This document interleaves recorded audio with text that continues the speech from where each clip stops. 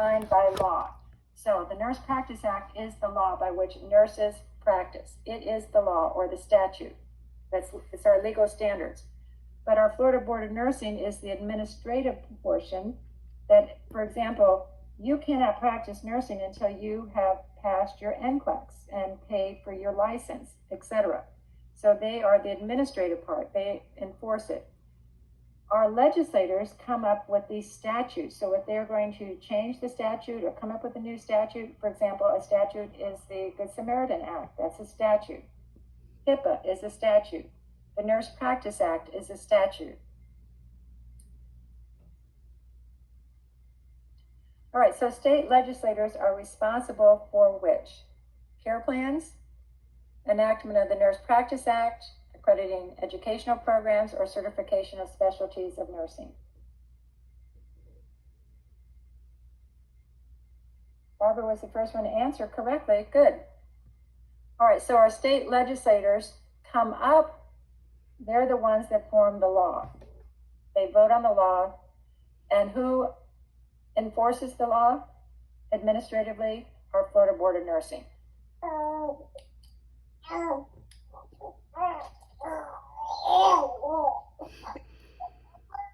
Bill, it sounds like oh my God, I'm so sorry.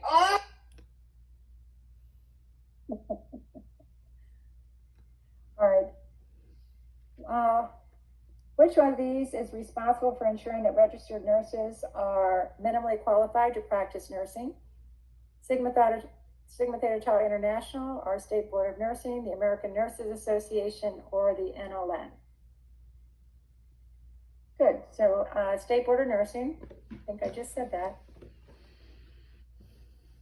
Sigma Theta Tau International is our honorary nursing organization that you are invited to attend and join when you complete your BSN. A graduate of an accredited RN program understands that licensure to practice as an RN is what? Granted upon graduation, a standard of the ANA approved by the NLN or required by state law. Okay, good. So it is required by state law. And what statute is that? What's the number in the state of Florida for our Nurse Practice Act? What statute is it? Who can write it in? Oh, mailing. Good. You got it. It is. It's 464. Florida Statute 464. All right. When you graduate from SPC, you're going to become. That's right. When you graduate, I'm sorry, Jordan. When you graduate, you will be called a novice generalist. Licensure of RNs is required primarily to protect whom? Patient. Okay, good. So all licenses are actually to protect the public, and for nursing is to protect our patients as well. Which action is unrelated to the Nurse Practice Act? All right, so in our Nurse Practice Act, do we establish reciprocity for licensure between states? Yes or no? What do you think? Yep. Okay. Determining minimum requirements for nursing. Maintain a list of nurses who can legally practice in the state. Setting guidelines for nurses' salaries in the state. So there's one thing that they cannot do, and you all have identified it. Good. So they do 1 through 3, but they do not set guidelines for nurses' salaries. If you have not looked at the Nurse Practice Act, you need to do so. Who cannot sign an informed consent? All right, write down one person that you know that cannot sign an informed consent. A minor, good. A drunk, good. Under 18, mentally impaired, minor, under the influence, good. Patient that's confused, unconscious, good. All right, good job on that. So again, let's say you've given your patient an opioid. Can they now sign a consent? No, they cannot. All right, what are the 4 Ds of malpractice according to your book? Will I be called a defendant in a malpractice lawsuit? Does the case have the D elements? What are those 4 Ds? Let's see if you can type them in. There are 4 Ds. I got duty, damages, and good, duty, dereliction, damages, and direct cause. All right, those are your 4 Ds. Kudos to Anne, getting those in. All right, so these are your 4 Ds, duty, dereliction, damages, and direct cause for it to be malpractice. So when we're talking damages, we're meaning that they have been harmed. Monique, I don't know what page it's on, but it's in chapter 11. It's definitely there. All right, which factor is unique to malpractice when comparing negligence and malpractice? Unique. Nobody's answering. Thank you, Lucas. Okay, so there is harm, damages. So, Ms. Morris, it's 2 minutes to 4. I'm still rolling. I need to go through sexuality, spiritual, I'm and just giving death. you a heads up on the I time. had way too much. Okay. All right, true or false? Nearly all men over 70 have erectile dysfunction. True or false?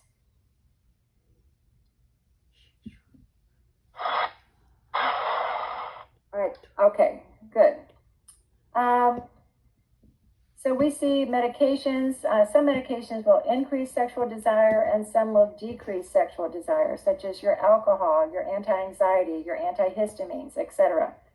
Those will all decrease sexual desire. Clients are least likely to introduce the topic of sex with healthcare providers for which of the following reasons. And let's see what you all put. I have to go a little faster on this. And it's usually because they are too embarrassed to introduce the topic of sex. The Placet model, I only put this in as permission giving. So if you ask them if they have any concerns about their sexual health, that's basically permission giving. If you don't ask them, remember, oftentimes they are too embarrassed to introduce the topic themselves. A nurse receives information that a client is transsexual. Appropriate care is based on this knowledge. Which of the following is most representative of this client? So which one do you think?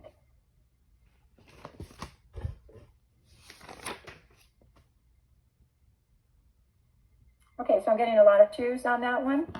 And that's correct. Sexual anatomy is not consistent with gender identity. They may seek a transsexual surgery.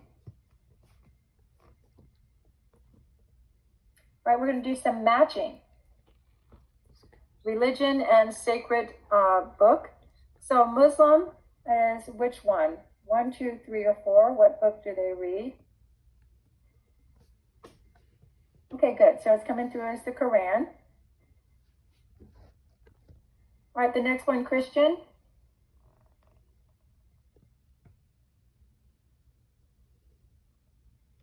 Great, come Judaism. Torah, good. And the last one, the Vedas. So you do need Muslims. The Torah is going to be oftentimes in Hebrew. And Hinduism is the Vedas, and Christian is the Bible. For someone that is Muslim, they avoid pork and alcohol. Muslims must perform ritual cleansing and preparation of the body, and they physically like to be oriented toward Mecca. And here you see a picture of Mecca. The client's wife asked the nurse to pray for her. What would be the best initial response for a nurse who believes in prayer? May I call the chaplain to come and pray with you? I know your faith is important to you. It is to me too. What should I pray for? Or isn't it wonderful we have a God with whom we can share our concerns? Go ahead and put your answers in.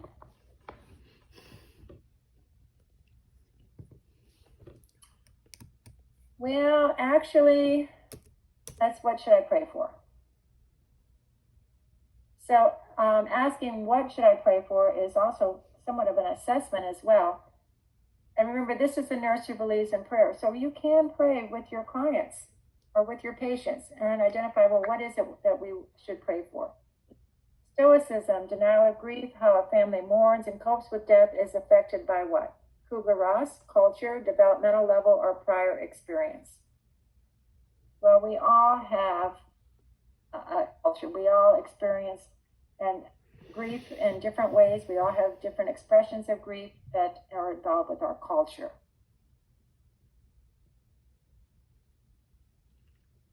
There are different types of grief.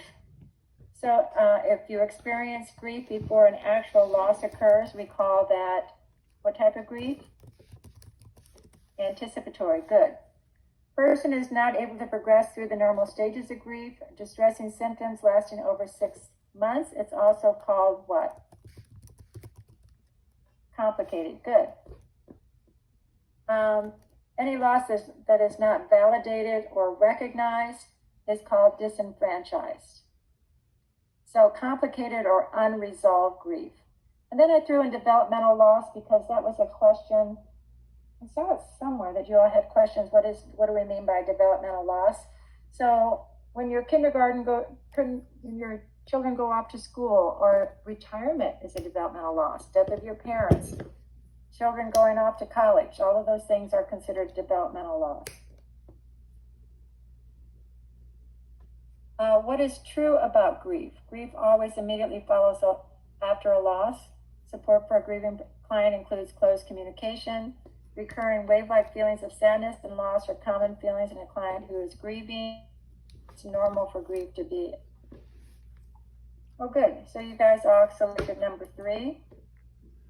So yeah, grieving, we do have recurring wave-like feelings of sadness, and this is very common for someone that is going through the grieving process.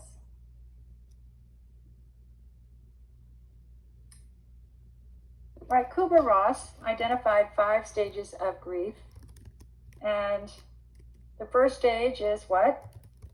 Denial. Good. Second stage. And good. Third stage. Bargaining. Your last stage. Acceptance. And it doesn't necessarily mean that we go through all of these stages. And we could end up going back through them again. But Dr. Kubler-Ross came up with these 5 stages, and other researchers have come up with additional explanations of these stages. So a nurse is caring for a client who has stage 4 lung cancer. The client states, I told myself that if I would go through with the surgery and quit smoking, if I could just live long enough to attend my daughter's wedding. Again, based on Kubler-Ross's model, which stage of grief is this client experiencing? Good. The nurse is caring for a client who is expected to die within a month. The client states, I just can't go on anymore. Please help me. So which of the following best describes the client's stage of dying?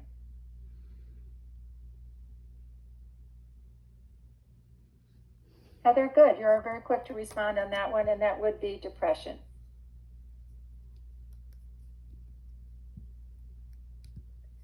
So here we see some matching, not me. That would be denial. Why me? Why me? That would be anger. Yes, but I need a little more time would be bargaining. And then let me would be the acceptance stage. So here we see some matching there.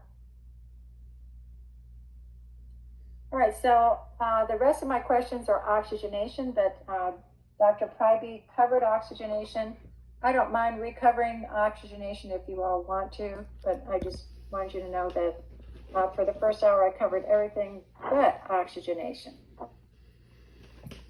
Okay, so those of you that want, I'll just go ahead and run through some oxygenation questions. If not, you guys are free to leave, but otherwise I'll just keep rolling if that's okay.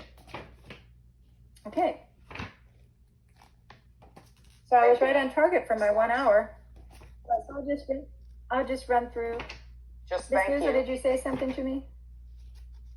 Oh, okay. All right, so we'll just run through some oxygenation too. Okay, so this slide, this one's a little mixed up, but you gotta figure it out. Fluid inside the alveoli or collapse of an alveoli. What would that be? So you're gonna have to number your paper 1 through 6. Number 2, narrowed and or inflamed bronchi. Number 3, sputum moving inside the bronchi and or bronchioles. You're probably like scratching your head going, I don't know about these. Number 4, turbulent blood flow through the heart valves. And number 5, turbulent blood flow through arteries. What do we call that? And number 6, rubbing together of inflamed pleural surfaces. What sound does that make?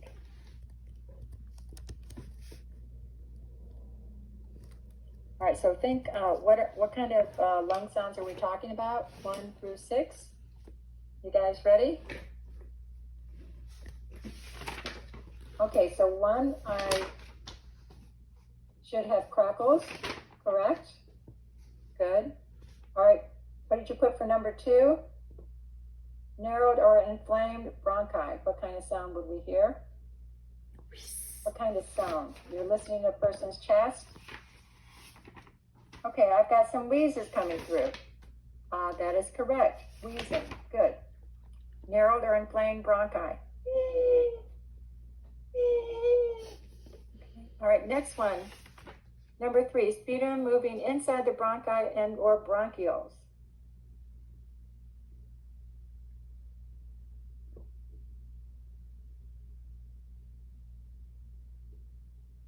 Gurgles or rhonchi. Good. Number 4, turbulent blood flow through the heart valve. So you're listening for this turbulent blood flow.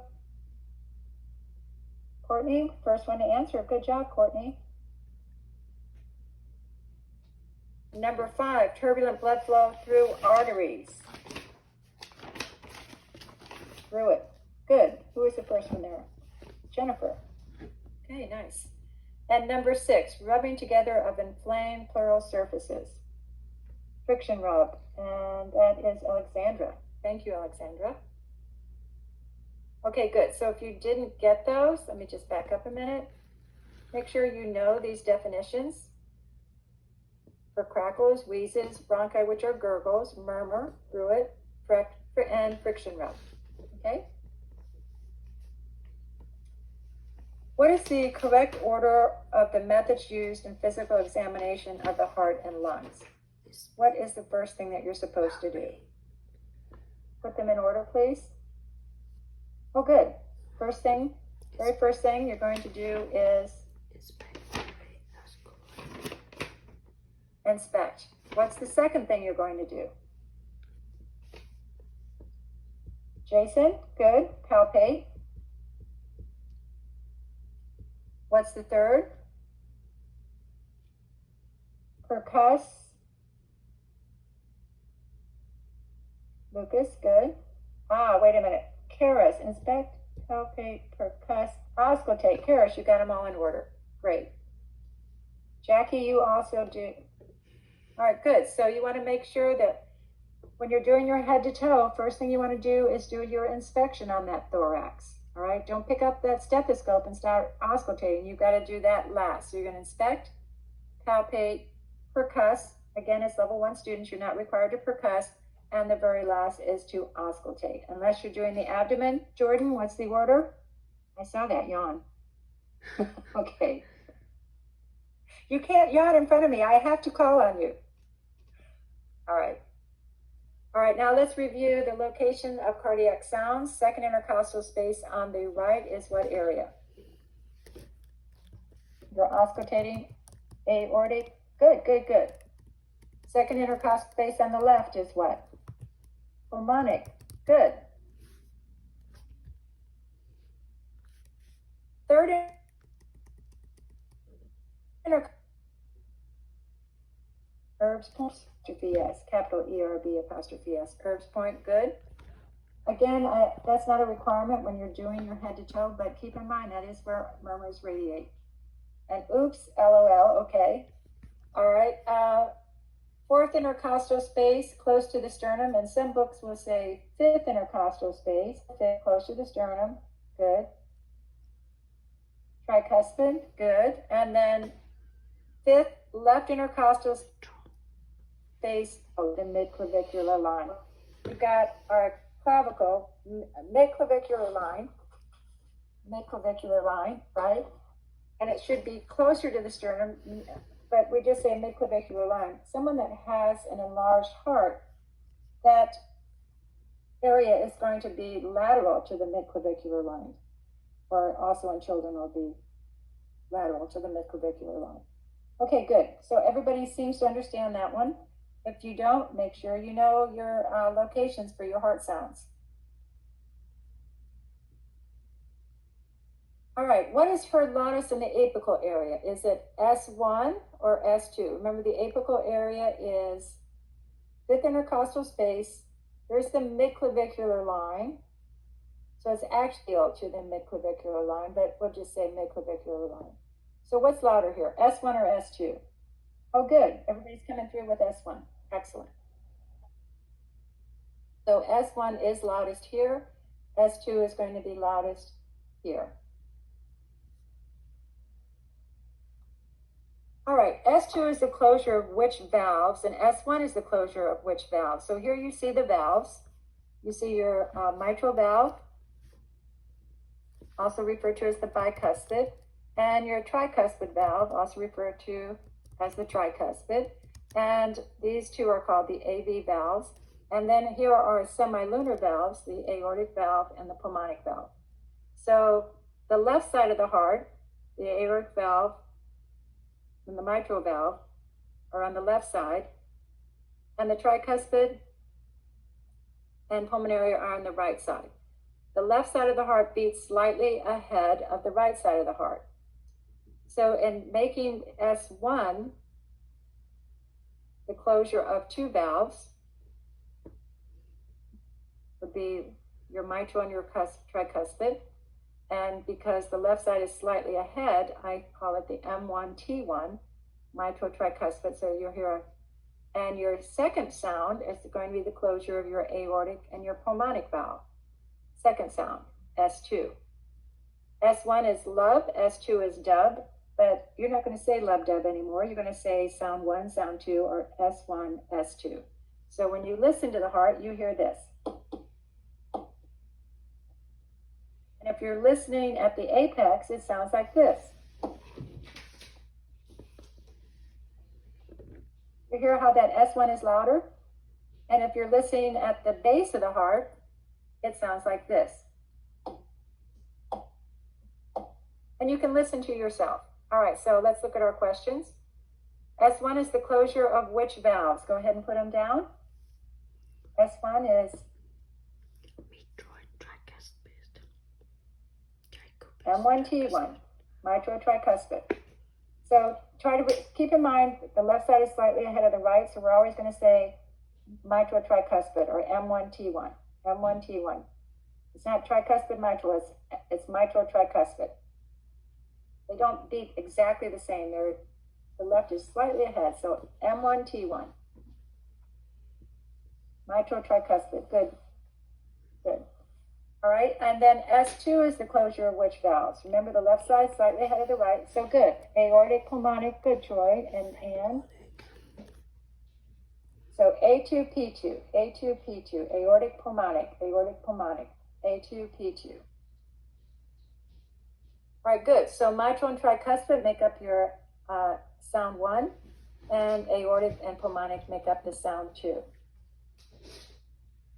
All right. So you can see the valves that work together. All right, so now we're going to look at an EKG. So ventricular systole begins where?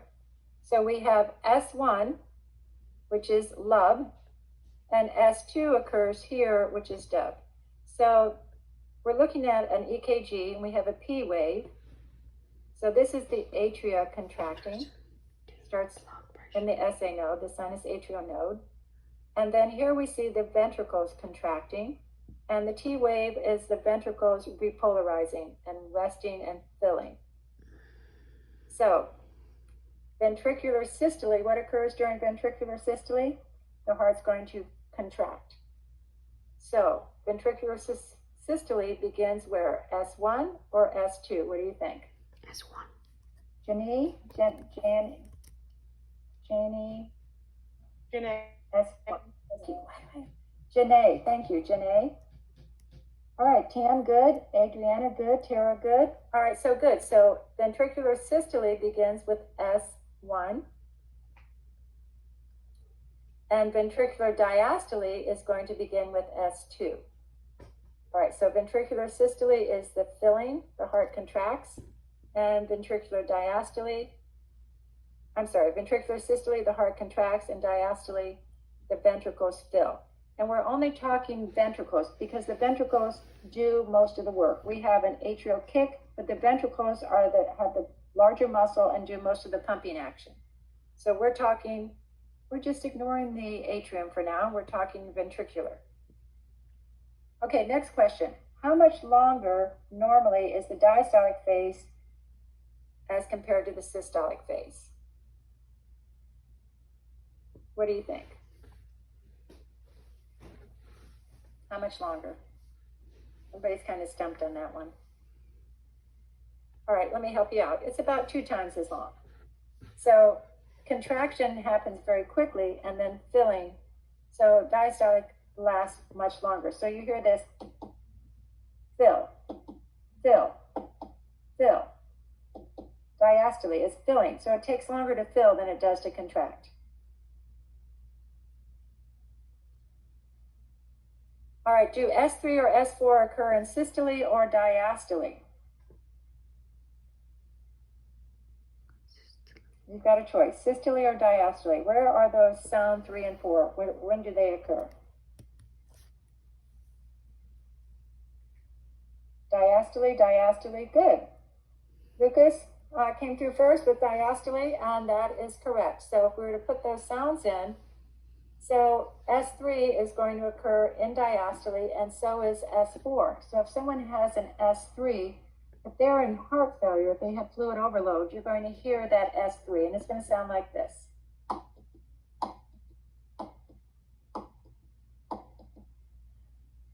And if they haven't, so oftentimes we'll hear someone having an S3, or if they're hypertensive, we may hear that they have that extra sound.